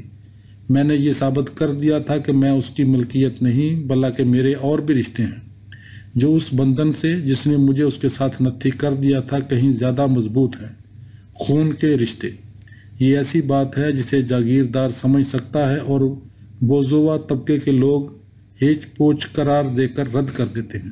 میں نے پہلی بار دیدہ دانستہ اسے الٹ کر جواب دیا تھا۔ اب اس کا غیظ و غضب اور بڑھا تو نشانہ میں ہی بنی۔ اس روز اس نے مجھے اتنا مارا کہ میں تقریباً بے ہوش ہو گئی۔ میری چیخیں کمزور پڑتے پڑتے تھکی ہاری آہوں میں تبدیل ہو گئیں۔ بعد ازاں مزید پٹائی سے بچنے کے لیے میں نے اپنے کہے پر معافی مانگ لی۔ مجھے احساس تھا کہ مصطفیٰ اندر سے ہل گیا ہے۔ میں جانتی تھی کہ وہ مجھے کچل ڈالنے کے لیے اب کوئی اور منصوبہ بنائے گا۔ میرے والدین واپس آ گئے، عدیلہ بھی ان کے ساتھ تھی۔ کچھ دیر کے لیے دانتا کلکل سے میری جان چھوٹ گئی۔ پھر میرے والدین عدیلہ کو ہمارے پاس چھوڑ کر 2 دن کے لیے لگزمبرگ چلے گئے۔ عدیلہ کو اسکول سے چھٹی کرنے کی سوجی۔ ایک دن پہلے اس نے مجھے منا لیا کہ میں اسے کلاسیں گول کرنے دوں۔ اس نے ہم دونوں کے لیے پروگرام ترتیب دیا۔ میں نے اسے باز رکھنے کی کوشش کی۔ جب وہ باز نہ آئی تو میں نے اس کی بات مان لی۔ اس دن رات گئے وہ میرے پاس آئی اور کہنے لگی کہ اس نے اپنا پروگرام بدل لیا ہے۔ میں نے سوچا کہ یہ سب نوجوانی کی تلون مزاجی کی اظہار ہے۔ اگلی صبح ہمارا ڈرائیور ایرک نہیں آیا اور عدیلہ پر بکھلاہٹ طاری ہو گئی۔ مصطفیٰ کو لندن جانا تھا، چنانچہ میں نے اس سے کہا کہ وہ عدیلہ کو اسکول اتارتا جائے۔ وہ چلے گئے۔ میں نے انہیں رخصت کیا اور دوبارہ نصیبہ اور اس کے معمولات میں الجھ گئی۔ سپہر کو عدیلہ کا فون آیا، آج میں اسکول نہیں گئی، میں اپنی ایک سہیلی کے گھر اتر گئی تھی۔ تم نے ایسی حرکت کیوں کی؟ ابھی تو آدھے دن کی کلاسیں چھٹی ہیں، میں اب چلی جاؤں گی۔ شام کو مجھے لینے کے لیے ایرک کو اسکول بھجوا دوں گی۔ اس نے فون بند کر دیا۔ میں نے شوفر کو بھیج دیا کہ اسے لے آئے۔ شام کو عدیلہ گھر آ گئی۔ بات رفتہ گزشتہ ہو گئی۔ عدیلہ اب اور ہی راستے پر چل نکلی تھی۔ وہ میرے مصطفیٰ کے درمیان تفرقہ ڈالنے میں مصروف تھی۔ پہلے میں سمجھی کہ وہ یہ سب کچھ بولے پن میں کر رہی ہے، لیکن رفتہ رفتہ اس کی حرکات کو محض اتفاق قرار دینا ممکن نہ رہا۔ بولے پن کی آڑ میں ایک سوچے سمجھے منصوبے پر عمل کیا جا رہا تھا۔ اسے ہماری زندگیوں کے ان تمام گوشوں کا علم تھا جن میں کسی کو جھانکنے تک کی اجازت نہ تھی، اور وہ بڑی ڈٹھائی سے ان میں دندناتی پھرتی تھی۔ میرا سابق شوہر انیس انہیں حساس موضوعات میں سے ایک موضوع تھا۔ چنانچہ وہ اٹھتے بیٹھتے انیس کا ذکر کرتی رہتی، بڑی معصومیت سے مصطفیٰ کو بتاتی کہ میں انیس سے شادی کرنے کے لیے کس طرح مری جا رہی تھی۔ اس طرح کی چھوٹی چھوٹی چٹکیاں وہ بڑے حساب سے مصطفیٰ کی تختی رگوں میں برتی رہتی۔ مصطفیٰ کے غضب کا نشانہ مجھے بننا پڑتا۔ تشدد کا جو راتب روز رات کو مجھے ملتا تھا اس کی شدت میں اضافہ ہوتا گیا۔ عدیلہ کی دیدہ دانستہ بے حسی میری دوسری بہنوں سے چھپی نہ رہ سکی۔ انہوں نے اسے ٹوکا۔ عدیلہ نے ان کی سنی انسنی کرتے ہوئے اپنی حرکتیں جاری رکھیں۔ اس کا واحد مقصد یہ تھا کہ مصطفیٰ کو میرے خلاف زیادہ سے زیادہ برا فروختہ کیا جائے۔ جس طرح وہ میرے ماضی میں مخل ہو رہی تھی اور اس کی مداخلت کا جو نتیجہ میرے حال پر مرتب ہو رہا تھا وہ مجھے بہت برا لگا۔ مصطفیٰ کو جس طرح اس کے ناز اٹھاتا تھا اس کی وجہ سے بھی میں کبیدہ خاطر ہوئی۔ میں نے مصطفیٰ کو بتا دیا کہ اس بارے میں میرے جذبات کیا ہیں۔ مجھے محسوس ہوا کہ وہ عدیلہ کی طرف بہت زیادہ متوجہ ہے اور عدیلہ اس بات سے پورا فائدہ اٹھا رہی ہے۔ میں نے کہا کہ میں عدیلہ کو ڈانٹوں گی اور کہوں گی کہ اپنی کم عمری کا لحاظ کرے اور ایسی حرکتوں سے باز رہے جو اسے زیب نہیں دیتی۔ پہلا دھماکہ منو نے کیا۔ اس نے امی کو بتایا کہ عدیلہ میرے اور مصطفیٰ کے درمیان مشکلات پیدا کرنے کی کوشش کر رہی ہے۔ امی نے یہ الزام کھڑے کھڑے مسترد کر دیا۔ عدیلہ ان کی سب سے لاڈلی بیٹی تھی، وہ کوئی غلط بات کیسے کر سکتی تھی؟ انہوں نے الٹا ہم پر الزام دھرا کہ ہم خواہ مخواہ کی خواہرانہ رقابت کو جنم دے کر ان کی چاند سی بنوں کے خلاف سازش میں مصروف ہیں۔ ادھر چاند سی بنو اب کھلم کھلا یہ ظاہر کرنے لگی جیسے مصطفیٰ پر اس کے سوا کسی کا حق نہ ہو۔ وہ دونوں خاصا وقت ساتھ گزارتے، بظاہر مصطفیٰ اسے کوئی پٹی پڑھا رہا تھا۔ وہ آپس میں ایسا ہنسی مذاق کرتے جیسے کوئی اور نہ سمجھ سکتا، اور میرا تمسخر اڑانے کے لیے اپنی صلاحیتوں کو یکجا کر لیتے۔ دیکھو عدیلہ، تہمینہ کی حرکتیں تو دیکھو، یہ تم سے جلتی کیوں ہے؟ ہاں، میں نے سوچا پہلے چاقو گھونپو اور پھر اسے بل پر بل دو تاکہ ایذا دونی ہو۔ جب بھی میں بڑی ہونے کے ناطے عدیلہ پر روب ڈالنا چاہتی تو وہ فوراً اس کی حمایت میں اٹھ کھڑا ہوتا اور سب کے سامنے اعلان کرتا کہ تہمینہ عدیلہ سے حسد کرتی ہے۔ اب مجھے بے سبب مار پیٹ اور نامعقول رویے کے علاوہ عدیلہ کی پیدا کردہ مشکلات سے بھی نمٹنا پڑتا۔ غرض کے ایک لمحے کے لیے بھی چین نہ تھا۔ جب ہم نے والدین کی رہائش گاہ چھوڑی تو میں نے اطمینان کا سانس لیا۔ ہم جام صادق علی کے مکان میں اٹھائے جو ہیمپ سٹیڈ میں واقع تھا۔ جام صاحب بہت مہربان آدمی تھے، میں ان کی بہت گرویدہ ہو گئی۔ وہ میرے ساتھ بڑی شفقت سے پیش آتے رہے۔ اس بڑے مکان میں جہاں ان کا پورا کنبہ تھا، ہمارے پاس اپنا بیڈ روم تھا۔ نصیبہ اور دائی عائشہ کو میں بیچ ہل چھوڑ آئی تھی۔ مصطفیٰ بے چین تھا، لگتا تھا کہ جگہ کی تنگی سے پریشان ہے۔ ہم لا محالہ خاصا وقت میرے والدین کے پاس گزارتے۔ مصطفیٰ کو بیشتر وقت سسرال چلنے کی پڑی رہتی۔ مجھے وہاں جانے کا اتنا اشتیاق نہ تھا، وہ بضد ہو کر اس بات کو بھی وجہ نزاع بنا لیتا۔ مجھے ہار ماننی پڑتی۔ عدیلہ کی وجہ سے میں اپنے گھر جانے سے متنفر تھی اور مصطفیٰ عدیلہ کی وجہ سے وہاں جانا چاہتا تھا۔ ہمارے اس مثلث کی ایک مشترکہ اساس موجود تھی۔ ابھی کوئی ایسی بات نہ ہوئی تھی جس پر گرفت کی جا سکتی۔ اس وقت تک مجھے صرف عدیلہ کی لگائی بجائی سے چڑ تھی۔ مصطفیٰ کا جی ایسی باتوں میں بہت لگتا تھا۔ وہ میرے بارے میں حاصل ہونے والی ہر طرح کی معلومات کو خود میرے خلاف استعمال کرنے کے فن میں طاق تھا۔ عدیلہ ہنسی خوشی اسے خام مواد فراہم کرتی رہتی جسے وہ زہر برے بغض میں ڈالتا جاتا۔ ایک اتوار کا ذکر ہے، ہم دن گزارنے میرے والدین کے ہاں پہنچے ہوئے تھے۔ مصطفیٰ پاتیوں میں یوگا کی ورزشوں میں مشغول تھا۔ عدیلہ مسحور ہو کر اسے دیکھ رہی تھی۔ میرا بھی اس پرسکون ماحول میں گزر ہوا۔ اگر تمہیں یہ ورزشیں کرنی ہی تھی تو آنے سے پہلے گھر پر کر لیتے، یہاں کس لیے کر رہے ہو؟ وہاں عائشہ دائی بھی موجود تھی۔ مصطفیٰ بے پرواہی سے اس سے مخاطب ہوا اور بولا، بیگم صاحبہ کو ان کے لمبے لمبے بالوں سے پکڑ کر باہر پھینک دو۔ شرم کے مارے میری تو جان ہی نکل گئی۔ عدیلہ کھی کرنے لگی۔ میں کوئی رد عمل تک ظاہر نہ کر سکی۔ مصطفیٰ نے ایک زندہ عضو کو اپنا تختہ مشق بنا کر گاجر مولی میں تبدیل کر دیا تھا۔ میرا ذہن باقی نہ رہا تھا، دماغ مردہ ہو چکا تھا۔ مجھے یہ بھی پتہ نہ تھا میں کہاں پہ ہوں یا میرا کوئی وجود ہے بھی۔ میں مبہم سے انداز میں موجود تھی۔ دھندلی سی شبیہ مجھے تکلیف ہوتی ہے، لہٰذا میں وجود رکھتی ہوں۔ اول تو میری دونوں دنیاؤں میں ایک ایسے راستے پر چل رہی تھی جہاں ان میں تصادم ناگزیر تھا۔ اب وہ دونوں ساز باز کر کے میرے خلاف صف آرا تھی۔ مصطفیٰ اور میرے گھر والے در پہ تھے، میرے سکتہ زدہ ذہن کے خلاف کبھی نہ رکنے والی جنگ لڑ رہے تھے۔ میرے ساتھ کوئی بھی نہ تھا۔ مجھے بڑی استادی سے بے یار و مددگار چھوڑ دیا گیا تھا۔ میں اس تحفظ سے محروم ہو چکی تھی جو مجھے میکے کی طرف سے ملنا چاہیے تھا۔ میں نے اپنی بیٹی نصیبہ کا سہارا لیا۔ میں اس سے لپٹ کر سسکیاں برتی رہتی۔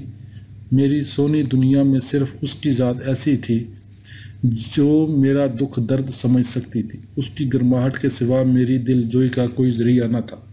مجھے چاہیے تھا کہ اپنا سامان اٹھاتی اور مصطفیٰ کو چھوڑ کر چلی آتی۔ میں نے یہ کیوں نہ کیا؟ معاملہ اتنا سیدھا نہ تھا۔ میں ایک کنویں میں جا گری تھی اور باہر نکلنے کی کوئی صورت نظر نہ آتی تھی۔ کیچڑ میں اٹی دیواریں بہت پھسلواں تھیں اور باہر نکلنے کے لیے جتنا زیادہ زور درکار تھا وہ مجھ میں کہاں تھا۔ میں کبھی ابھرتی کبھی ڈوبتی، بمشکل تیراکی۔ میرا دم گھٹنے میں ذرا سی کسر رہ گئی۔ اتنی مہلت ہی نہ ملی تھی کہ بچ نکلنے کی کوئی ترکیب سوچ سکتی۔ انہوں نے فرش پر پینٹ کر کے مجھے ایک کونے میں دھکیل دیا تھا اور مجھ میں اتنا حوصلہ نہ تھا کہ تازہ پینٹ پر چلتی ہوئی آزادی کی فضا میں جا نکلتی۔ والد صاحب کے گھر میں نیند میں چلنے والی کسی عورت کی طرح قدم اٹھاتی میں غسل خانے میں گئی اور کھڑی کھڑی دعاؤں کی الماری کو تکتی رہی۔ میں نے الماری کھولی۔ چھوٹی چھوٹی رنگ برنگی کیپسولوں سے میری آنکھیں چار ہو گئی۔ میں نے شیشوں کا جائزہ لیا۔ ان میں سے بعض پر صلاح عام کے انداز میں زہر لکھا ہوا تھا۔ ایلس کی طرح میرا تجسس بڑھتا جا رہا تھا۔ میں اس نتیجے پر پہنچی کہ میرے لیے اب زندہ رہنا ممکن نہیں۔ مجھے خوب اچھی طرح یاد ہے کہ یکا یک ایک کوندا سا لبکا اور سب کچھ سمجھ میں آ گیا۔ میں نے دواؤں کی الماری کے سامنے کھڑے کھڑے ایک بے لحاظ فیصلہ کیا۔ میں جس وبال میں پھنس چکی تھی اس سے باہر نکلنے کا کوئی راستہ نہ تھا۔ یہ ممکن ہی نہ رہا تھا کہ میں زندہ لوگوں کی نقل اتارے چلی جاؤں۔ کوئی تعلق تڑک سے ٹوٹ گیا تھا۔ میں بالکل تنہا تھی۔ اپنی زندگی کے لیے ذمہ دار صرف میں ہی تھی۔ یہ ایسا ہی تھا جیسے ہمارے خدائے بزرگ و برتر فوت ہو چکا ہو اور اپنے پیچھے جو خلا چھوڑ گیا ہو وہ انتہائی ہولناک ہونے کی وجہ سے ناقابل برداشت ہو۔ آدمی خودکشی اسی وقت کرتا ہے جب اسے سہارا دینے والی تمام جہات منہدم ہو چکی ہوں۔ یہی وہ پل تھا جس کے دوران میں نے جان لیا کہ میرا فیصلہ حتمی ہے۔ یہ فیصلہ جان لیوا بھی ثابت ہو سکتا تھا۔ میں جام صاحب کے گھر لوٹی، سیڑھیاں چڑھ کر اوپر گئی، سوچتی رہی۔ مجھے نصیبہ کا خیال آیا۔ لمحے بھر کے لیے میں ڈاواں ڈول ہوئی، لیکن میرے ذہن میں برپا ہے جان اس قدر محب تھا کہ یہ بچی تک جس کے میں ہر رات خواب دیکھتی تھی اور اس ادھڑ بن میں مبتلا رہتی تھی کہ اس کے ناشتے کے لیے کیا تیار کرنا ہے، اس طرح دھندلا کر غائب ہو گئی جیسے شام کے جٹوٹے میں سائے ماند پڑ جاتے ہیں۔ میں نے شیشی کھولی، گولیاں نگل لیں۔ میں اپنی کوشش کو بالکل یقینی بنانا چاہتی تھی۔ میری یہ مرضی قطعاً نہ تھی کہ اتفاقاً کچھ اور ہو جائے۔ جو کچھ میں کر رہی تھی وہ نہ تو کوئی خالی خولی دھمکی تھی، نہ مدد یا توجہ حاصل کرنے کے لیے میرے بھٹکے ہوئے ذہن کی پکار۔ میں نے جتنی گولیاں ہتھیلی میں سما سکی شیشی سے انڈیل لی۔ میں نے ہتھیلی پر لکیروں کو لہراتے اور جگہ بدلتے دیکھا۔ میں اپنی قسمت کی لکیر کو بدل رہی تھی۔ میں لڑکھڑائی اور میں نے ایک موج کو بل کھا کر اپنی طرف آتے دیکھا۔ وہ مجھے امن چین میں نہلاتی ہوئی میرے سر پر سے گزر گئی۔ تقدیر کو کچھ اور ہی منظور تھا۔ مصطفیٰ کو اس سلسلے میں اپنا کردار ادا کرنا تھا۔ جب اس نے کمرے میں قدم رکھا تو میں فرش پر چت پڑی تھی۔ مجھے وہاں اس طرح بے سدھ پڑے پڑے آدھا گھنٹہ گزر چکا تھا۔ میری جان دھیرے دھیرے نکلتی جا رہی تھی۔ مصطفیٰ نے جام صاحب کو بلایا اور ان دونوں نے میرے منہ پر ٹھنڈے پانی کے چھینٹے مار کر مجھے ہوش میں لانا چاہا۔ میں بدستور لازمانیت کے مواج میں ڈوبی ہوئی تھی۔ ان موجوں کی ختم نہ ہونے والی گرج مجھ پر لوری کا سا اثر کر رہی تھی۔ انہوں نے کسی ڈاکٹر قریشی کو بلایا جو جام صاحب کا جاننے والا تھا۔ اس نے فوراً ایمبولینس طلب اور مجھے جٹ پٹ ہیمپسٹیڈ میں رائل فری ہاسپٹل پہنچا دیا گیا۔ مجھے انتہائی نگہداشت کے وارڈ میں لے جایا گیا اور میں زندگی سے چمٹی رہی۔ وہاں ڈاکٹر نے مصطفیٰ کو بتایا کہ زہریلے مادے میرے خون سرایت کر چکے ہیں۔ کیا یہ بچ جائے گی؟ کیا یہ جیدار ہے؟ ہاں، تو پھر بس ہم اس کی جیداری پر ہی تکیہ کر سکتے ہیں۔ میں جیداری نہیں دکھا رہی تھی، لیکن ابھی میرا وقت نہیں آیا تھا۔ اس رات میری حالت انتہائی تشویشناک رہی۔ مصطفیٰ نے میری بڑی بہن روبینہ کو فون کیا جو ان دنوں امی اور ابا سے ملنے آئی ہوئی تھی۔ تہمینہ نے خودکشی کرنے کی کوشش کی ہے، اس نے روبینہ کو بتایا۔ خدا جانے کیوں کی ہے، وہ پاگل ہے، بہتر ہوگا تم آ جاؤ، اور ہاں، اپنے والدین سے اس کا ذکر نہ کرو تو اچھا ہے، وہ گھبرا جائیں گے۔ روبینہ دوڑتی چلی آئی۔ رات گزر گئی۔ میں اپنے جستے خاکی سے نجات حاصل کرنے کے لیے ہاتھ پاؤں مارتی رہی۔ زندگی اور موت کے درمیان جٹپٹوں کی اس دنیا میں کس طرح کے خواب دکھائی دیتے ہیں۔ میرے خواب تو سہانے نہ تھے۔ دن گزرا، ایک اور رات آئی۔ میں ابھی تک موت سے نبرد آزما تھی۔ میں ہار ماننے کو بالکل تیار نہ تھی۔ بالآخر مجھے ہوش آ گیا۔ میں گھر لوٹ آئی۔ مجھ پر دہشت چھائی تھی۔ مصطفیٰ مجھے امی کے گھر لے گیا۔ میں ابھی تک مدہوش سی تھی اور مجھے کچھ پتہ نہ تھا میں کہاں ہوں۔ امی ایسی بن گئی جیسے انہیں کچھ علم ہی نہ ہو۔ تجاہل عارفانہ کی اس سے زیادہ مکمل مثال پیش کرنی مشکل ہے۔ والد صاحب نے وہی کیا جو انہیں بتایا گیا تھا اور اس موضوع کو چھیڑا تک نہیں۔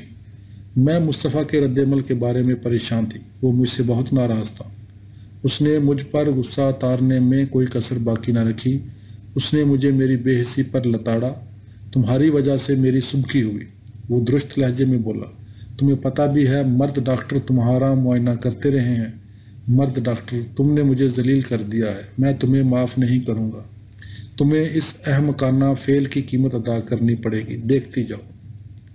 جب میں بے ہوشی کی گہرائیوں سے ابھر کر سطح پر پہنچی تو مصطفیٰ کا قہر سر پر منڈلاتا دکھائی دیا۔ میرا خون خشک ہو گیا۔ جان بچ جانے کی مجھے کوئی خوشی نہ تھی۔ امی کی خواہش تھی کہ رات میں انہی کے پاس گزاروں۔ ان کے ہاں کچھ اور مہمان بھی ٹھہرے ہوئے تھے۔ اسٹڈی روم میں ہمارے لیے بستر لگا دیا گیا۔ مجھے فوراً ہی نیند آ گئی۔ بڑی دیر بعد کہیں آدھی رات گئے مجھے لگا کمرے میں کوئی ہے۔ مجھ پر ابھی تک سکون آور دواؤں کا خمار چڑھا ہوا تھا۔ یوں ہی سا یاد پڑتا ہے مجھے ایک صورت دکھائی دی۔ مصطفیٰ اٹھ کر کمرے سے چلا گیا۔ مجھ پر نیند کا بڑا غلبہ تھا اور مجھے ٹھیک طرح کچھ علم نہ تھا میں ہوں کہاں پر۔ میں دوبارہ سو گئی۔ خاصی دیر بعد میری آنکھ پھر کھلی۔ میں نے جبلتاً مصطفیٰ کی طرف ہاتھ بڑھایا۔ وہ بستر میں نہ تھا۔ بستر میں وہ جگہ جہاں وہ لیٹا تھا ٹھنڈی ہو چکی تھی۔ مجھے یاد آیا کہ کمرے میں کوئی آیا تھا اور مصطفیٰ اٹھ کر چلا گیا تھا۔ کیوں چلا گیا تھا یہ مجھے معلوم نہ تھا۔ میں گرتی پڑتی بستر سے اٹھی اور کمرے سے باہر نکل آئی۔ میں نے لڑکھڑاتی چال سے کچن کا رخ کیا۔ میرے دیکھتے دیکھتے ایک سایہ دوڑ کر سیڑھیاں چڑھا۔ مصطفیٰ، جس نے پورے کپڑے نہیں پہنے ہوئے تھے، تیزی سے قدم اٹھاتا میری طرف آیا۔ تم باہر کیوں آ گئی؟ اس کی آواز واضح طور پر کھسیائی ہوئی معلوم ہو رہی تھی۔ میں تمہیں ڈھونڈ رہی تھی۔ جاؤ، جا کے سو جاؤ۔ تمہیں اس حالت میں ادھر ادھر نہیں پھرنا چاہیے۔ میں اتنی تھکی ہوئی تھی اس وقت اس پر الزام دھرنے کی نیت سے کسی قسم کی پوچھ گچھ نہ کر سکی۔ صبح مجھے زیادہ ہوش تھا۔ رات کیا ہوا تھا؟ کوئی کمرے میں آیا تھا؟ کون آیا تھا؟ اوہ، وہ تو عدیلہ آئی تھی۔ عدیلہ؟ ہاں، اس پر ایک مشکل آ پڑی ہے۔ اس کا کسی ایرانی لڑکے سے میل جول ہے۔ اس میل جول کے حوالے سے بعض مسائل کا سامنا ہے۔ اسے کچھ مشورہ چاہیے تھا۔ اس سلسلے میں وہ مجھ سے بات چیت کرنے آئی تھی۔ اچھا، تم سو رہی تھی۔ میں تمہاری نیند خراب نہ کرنا چاہتا تھا، اس لیے اسے لے کر ناشتے کے کمرے میں چلا گیا۔ تمہیں اس سے یہیں بات کرنی چاہیے تھی۔ آدھی رات گئے اس سے اکیلے باتیں کرنا تمہارے لیے نامناسب تھا۔ فرض کرو اس وقت میرے والد صاحب نیچے آ جاتے۔ مصطفیٰ اپنی کہانی پر اڑا رہا۔ اس نے مجھے یقین دلا کر چھوڑا کہ عدیلہ واقعہ کسی ایرانی لڑکے سے میل جول تھا اور وہ اس ضمن میں بات چیت کرنے کی خواہاں تھی۔ وہ مصطفیٰ پر اسے اپنا بڑا بھائی سمجھ کر اعتماد کرتی تھی اور اپنی راز کی باتیں صرف اسی کو بتاتی تھی۔ وہ اسے صحیح مشورے دیتا رہے گا تاکہ عدیلہ کو نہ تو کوئی دکھ یا ضرر پہنچے اور نہ اس سے کوئی احمقانہ حرکت سرزد ہو۔ مصطفیٰ نے اب خاندان کی عزت آبرو کے محافظ کا کردار ادا کرنا شروع کر دیا تھا۔ دوسروں سے اپنی بات منوا لینے میں مصطفیٰ کا جواب نہ تھا۔ میں صرف اسی سمت میں قدم اٹھا سکتی تھی جو اس نے میرے لیے متعین کر دی ہو۔ اپنے طور پر کچھ سوچنا جرم تھا جس کی سزا دینے کا حق اسے حاصل تھا۔ اس نے اپنے اصول، اپنے آدرش مجھ پر تھوپ دیے۔ اس کے بعض عقائد ان تمام باتوں کے بالکل الٹ تھے جو میری دانست میں درست تھی۔ ان عقائد سے سرسرا ازمنہ وسطیٰ کے ماحول کی بو آتی تھی۔ وہ تعصبات، توہمات اور بڑی بوڑھیوں کے رواتی معتقدات کے ایک آمیزش کی پیداوار تھا، لیکن اسے تقل پسندانہ اور مدلل مباحثے میں حصہ لینے پر کسی طرح آمادہ کیا ہی نہ جا سکتا تھا۔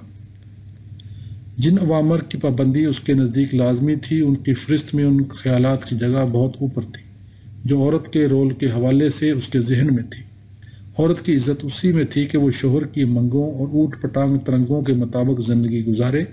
عورت مرد کی کھیتی ہے، یہ قرآن میں آیا ہے۔ وہ کہتا، میں اس آیت کی اور طرح تشریح کرتی، میرے خیال میں کھیتی سے صرف اسی صورت کچھ حاصل ہو سکتا ہے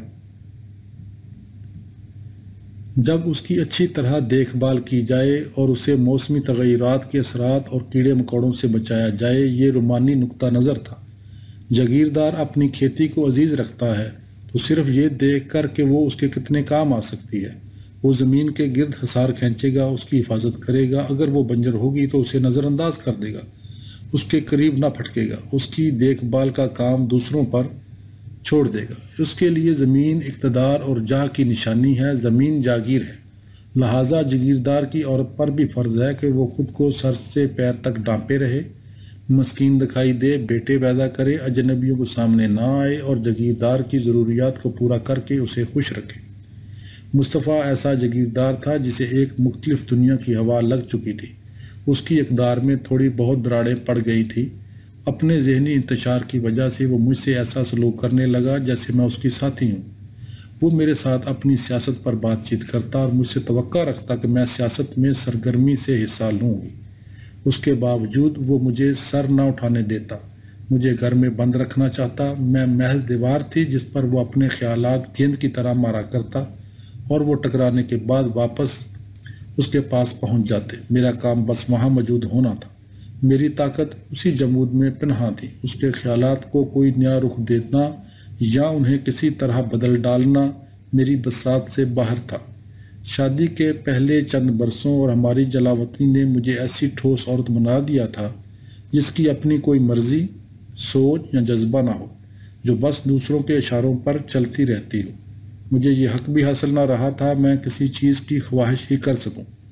مسئلہ کوئی بھی ہوتا، میں نہ اس پر کبھی غور کرتی نہ اس کا تجزیہ۔ مجھے بس یہی فکر رہتی کون سی ترکیب لڑا کر کسی نہ کسی طرح دن اور پہاڑ سی رات کاٹی جائے۔ یہ اندیشے میرے ذہن پر سوار رہنے لگے کہ مصطفیٰ مجھے صدا دینے کے لیے نصیبہ کو مجھ سے چھین لے گا۔ ہر روز ایک نیا معرکہ گرم ہوتا جس کے دوران دشمن کو میں یہ موقع نہ دیتی کہ وہ میری بیٹی نصیبہ کو، جو میری ہوش مندی کی آخری اور رہی صحیح نشانی تھی، کوئی تکلیف پہنچائے یا اٹھا لے جائے۔ میں اسے مصطفیٰ کی غضبناکی اور بدمزاجی سے بچائے رکھتی، اسے مصطفیٰ سے دور رکھنے کی ترکیبیں نکالنے پر خاصا وقت صرف کرتی۔ میں ایک بار پھر حاملہ ہو گئی تھی اور ان پستیوں سے بری طرح خوف زدہ تھی جن تک جان بچانے کے لیے مجھے اترنا تھا۔ ہم ہیمپسٹیڈ میں کرائے کے ایک فلیٹ میں منتقل ہو گئے۔ عدیلہ کے تازہ ترین واقعے نے جن وسوسوں کو جنم دیا تھا انہوں نے میرا ساتھ نہ چھوڑا۔ ایک مبہم سا احساس تھا کہ کچھ نہ کچھ گڑبڑ ضرور ہے۔ نسوانی وجدان کا کرشمہ جو ایک نیم مردہ ذہن میں معمول سے زیادہ سرگرم عمل تھا، جاری ہے۔